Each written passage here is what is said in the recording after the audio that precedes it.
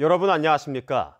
포항 지진은 지열 발전이 촉발했다는 정부 조사가 나오면서 포항이 지진 도시라는 오명은 벗게 됐습니다.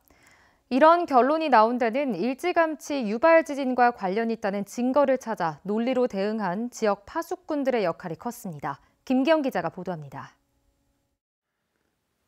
포항 지진이 발생한 지 6일 만인 지난 2017년 11월 21일 전남이 지역구인 민주평화당 윤영일 의원은 지열발전소 주변에서 63차례 지진이 났고 지열발전은 세계적으로도 안전성이 입증되지 않았다고 처음 주장했습니다.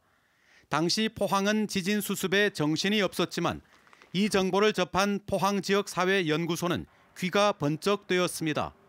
지진 발생 불과 2달 만에 지열발전과 연관성을 제기한 언론 보도를 발빠르게 집대성해 단행본으로 출간합니다. 유발진이라고 근거가 나오기 시작하는데 그렇게 하려면 그거를 단순하게 SNS에 그냥 올리는 게 아니고 구체적으로 단행본을 통해서 체계화시키는 게 필요하다. 이후 해외 유사 지진 사례와 사업자인 넥스지오와 산업통상자원부의 문서를 확보해 감사원에 감사를 청구했고 평창올림픽 개막 즈음 문재인 대통령에게 공개 서한을 보내고 청원도 했습니다. 내용은 지열발전 시설에 물을 주입하면서 63차례나 미소 지진이 났지만 포항 시민들에게는 철저히 숨겨왔고 규모 5.4의 지진은 사전에 막을 수 있었다는 것입니다.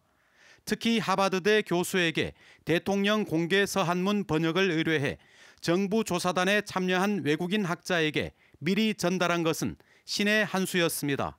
피해를 입은 지역민이 이 부분에 대해서 유발진의 가능성에 대해서 두는 부릅뜨고 있다는 사실을 국내 학자는 물론이고 외국인 학자인데도 우리가 보내고 싶었습니다.